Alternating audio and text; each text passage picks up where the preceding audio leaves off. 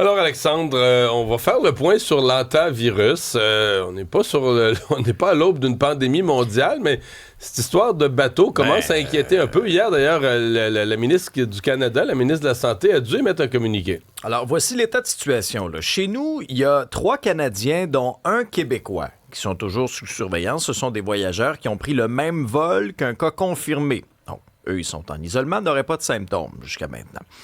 Ce qu'on sait, c'est que le passager québécois n'était pas à proximité de la personne infectée et que le risque de transmission est jugé très faible. Mais là, il y a aussi, parallèlement à tout ça, 4 Canadiens qui se trouvent toujours à bord de ce bateau de croisière frappé par l'éclosion de hantavirus. Leur destination finale devrait être atteinte d'ici demain. Maintenant, il y a la ministre québécoise de la Santé, Sonia Bélanger, qui se veut rassurante. Il y a aussi son homologue fédéral et la ministre des Affaires étrangères qui ont essayé de calmer le jeu, là. On a lancé au fédéral une opération stratégique calmer le jeu, coordonnée. tout le monde dit calmer le jeu. Est-ce que le peuple est vraiment à feu et à sang, à cran? Pas à feu et à sang, je pense pas, mais on surveille ça quand même, l'évolution. Là. Hier, c'était quand même au cœur de l'actualité. Moi, je m'occupe pas de ça, à part que j'ai acheté... Mais les gens sont inquiets, j'ai acheté vraiment. 400-500 rouleaux de papier de toilette. À part ça, Mario, mais c'est rien. parce que sur les réseaux, les théories du complot, c'est reparti, là. On est là-dedans, là. Ah oui. Tout le monde parlait de ça hier.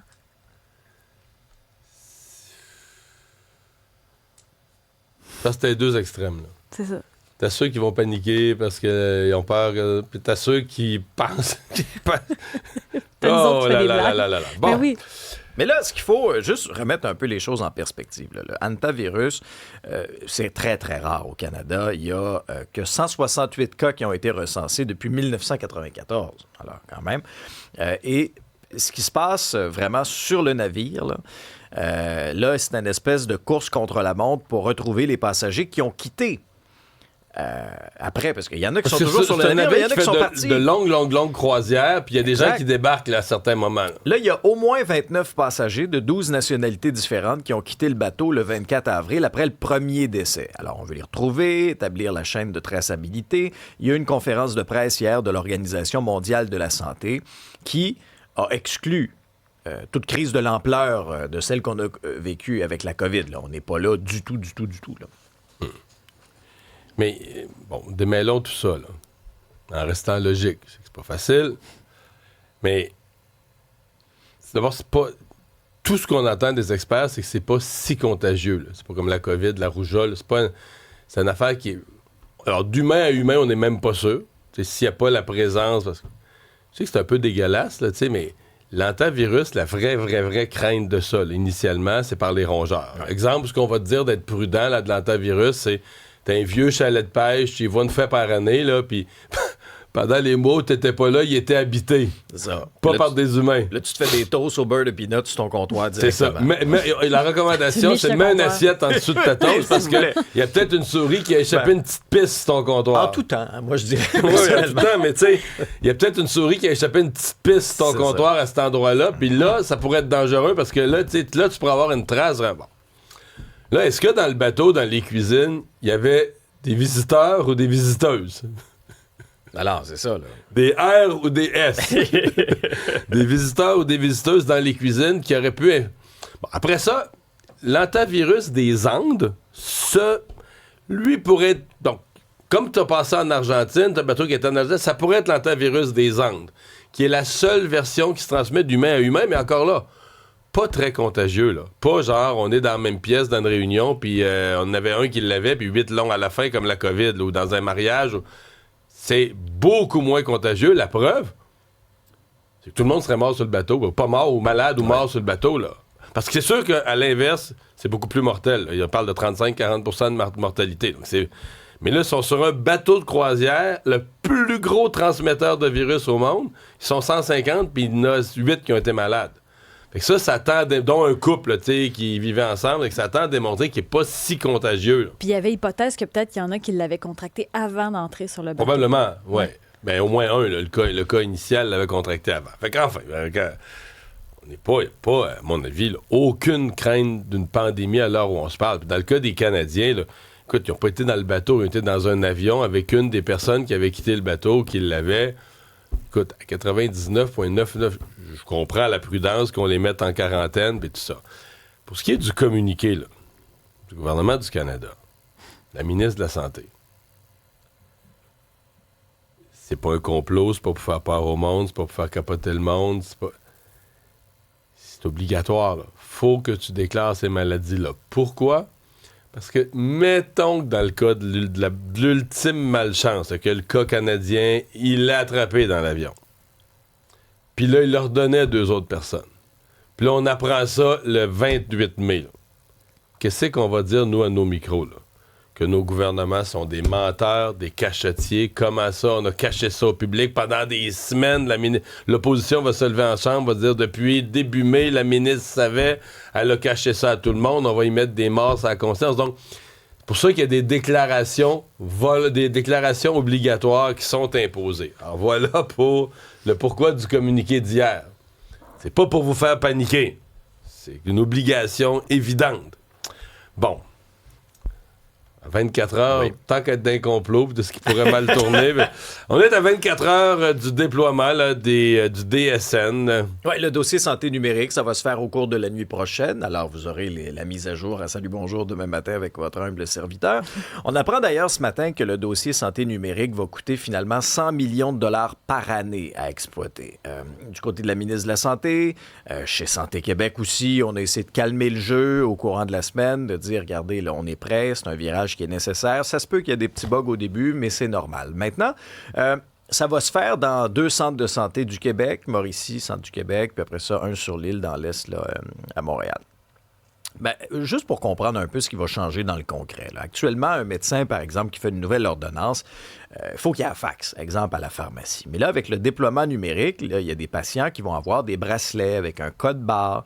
Et cet accès rapide à l'information, toute la numérisation des informations, va permettre au personnel de consulter le dossier du patient avant même qu'il arrive en centre hospitalier. Donc, on va accélérer les choses. Pour les patients, ça représente des délais d'attente moins longs, un accès plus facile aussi pour recevoir les médicaments.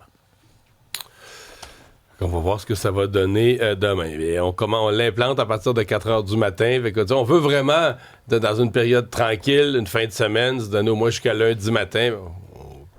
On va voir, est-ce que ça... Moi, je pense que c'est ça. Il y a un côté qui ressemble un petit peu au bug de l'an 2000. Là. Tout le monde capotait, finalement. Je pense pas... Ma crainte, moi, c'est pas là, que tout va foirer là, durant la fin de semaine. C'est plus... Il va y avoir une période d'adaptation. Est-ce qu'elle pourrait être plus longue et plus compliquée que prévu et causer des ennuis aux patients? Moi, c'est ça qui me fait peur un peu. Ben, il y a une députée hier, ex-députée libérale, qui a reçu tout un blâme de la commissaire à l'éthique. Et le journal titre en une « Fling-flang au Parti libéral du Québec, Marois Risky avait raison ». C'est la députée Sona Lakoyan-Olivier qui est sévèrement blâmée par la commissaire à l'éthique. Dans ce rapport, on apprend entre autres que l'ancienne libérale a soustrait des éléments de preuve et a dicté à son personnel les réponses à fournir dans le cadre de cette enquête-là. L'élu a même entravé le travail d'investigation. Ça lui vaut un blâme sévère de la part là, de la commissaire à l'éthique qui demande une amende de 8 000 $. Il y a un extrait notamment, là, on apprend et on peut lire qu'elle est dépourvue de droiture, de convenance, d'honnêteté et de sincérité. Ça va bien.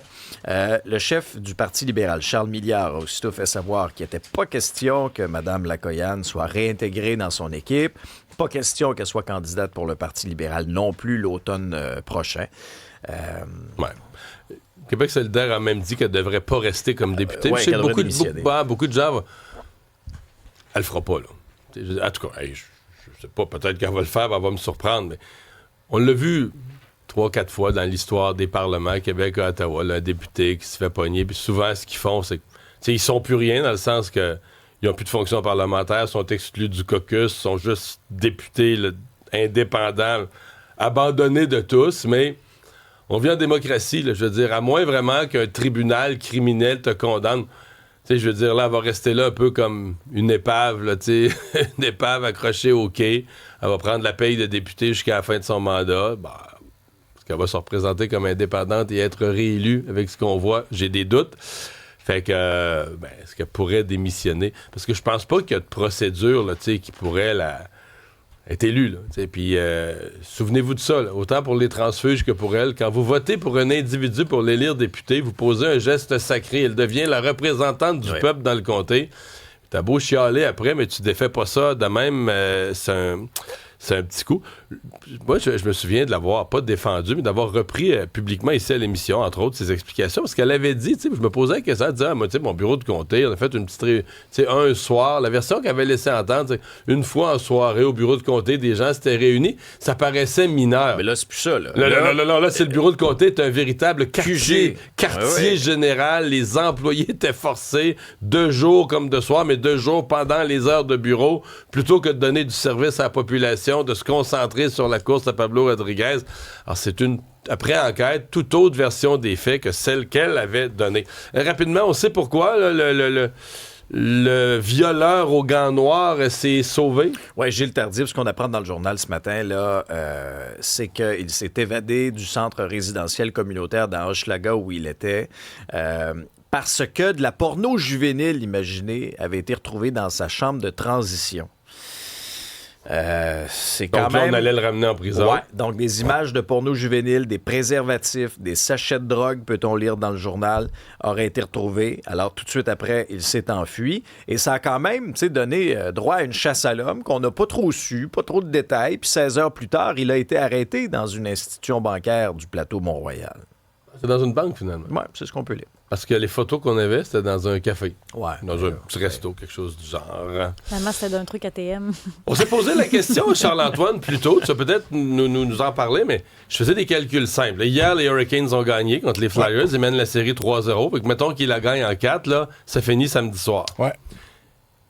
Que Canadien ou Buffalo gagne, mettons qu'elle sera en 7. Je lance l'hypothèse, mettons qu'elle sera en 7. Elle finirait, si mes calculs sont bons, lundi de l'autre semaine. Donc, 9 jours plus tard. Ouais. Là, il faut laisser 2-3 jours de repos. Donc, ça donnerait aux Hurricanes quelque chose comme 11-12 jours de repos. Ouais, ben c'est l'adage fou, des là. éliminatoires. Tu sais, souvent, on va faire chevaucher des rondes, ce qu'on a fait cette année. Donc, en première ronde, le Canadien a été la seule formation à se rendre en 7, donc un peu pénalisé par tout ça. Les Hurricanes, c'est incroyable, le rouleau compresseur. Et en effet, parce que pour la première fois, finalement, là, s'il y a un match 6 dans la série Canadien-Sabre, il va y avoir un match le samedi. Il n'y en a pas eu encore. Là. Donc, samedi, ce serait le match 6 à Montréal. Et comme tu le soulignes, le lundi, donc le match 7 possiblement. Donc, Mais ça devient un avantage. Là. Mettons que Incroyable. tantôt, Alexandre disait à la blague, les Hurricanes auraient le temps d'aller dans un tout inclus une semaine, se reposer complètement, revenir à l'entraînement, puis être prêt pour la prochaine série. Là. T'imagines, ils arrivent là, croisent les joueurs des Leafs, les mettent au courant.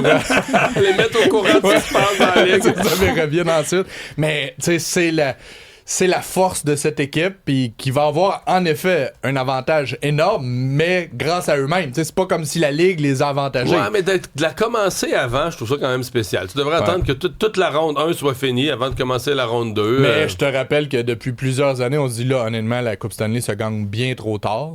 Tu sais, la Coupe Stanley, elle se soulève le 17 juin. Là, le monde est en camping. Donc, tu sais, c'est peut-être ça un peu le défi.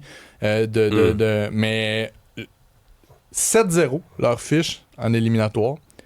Il y en a une l'autre bord aussi. Là. Dans l'Ouest, à l'Avalanche, ils sont 6-0, là, peut-être 7-0 ce soir. Tu vois, mais non, c'est demain. C'est demain, OK. Ouais, c'est ça. Donc là, il y a un plus grand délai dans cette série-là parce que ce soir, c'est Canadien Sabre et Ducks Golden Knights. Mais dans les 7 victoires de suite là, des Hurricanes, ils ont alloué au total 8 buts. Le seul point d'interrogation de cette équipe-là, outre sa capacité à gagner des grands matchs, là, c'était le gardien, Freddie Anderson. On parlait des livres, c'est lui qui est avec les chiffres de fou. Il est hallucinant. Dans le passé, il avait été inégal, mais là, il est solide. C'est dévastateur. Ils portent très bien leur nom, les Hurricanes, en ce moment. Là. Sur leur passage, là, vraiment. Ouais. Mais c'est clair qu'ils vont être à surveiller s'ils ont une longue pause comme ça. Et la victoire aussi est un seul match de balayer sa série. Et ce serait énorme puisque la victoire fait très bien depuis sa création. C'est la 3e saison de la LPHF. Sauf que dans les 2 saisons précédentes, on s'écroulait en première ronde éliminatoire. Et là, cette année, ça avait bien mal débuté, considérant qu'ils ont terminé premier, qu'ils choisissaient leur adversaire. Moi, je détesterais ça, choisir. Moi, je l'aime pas, cette formule-là. Je convoquerais la presse, puis je le tirerais au sort pour montrer que je l'ai pas choisi. Je suis sûr que... c'est une... Je suis sûr que ça porte malheur de choisir son adversaire. Au pire aller, là, 1-4-2-3.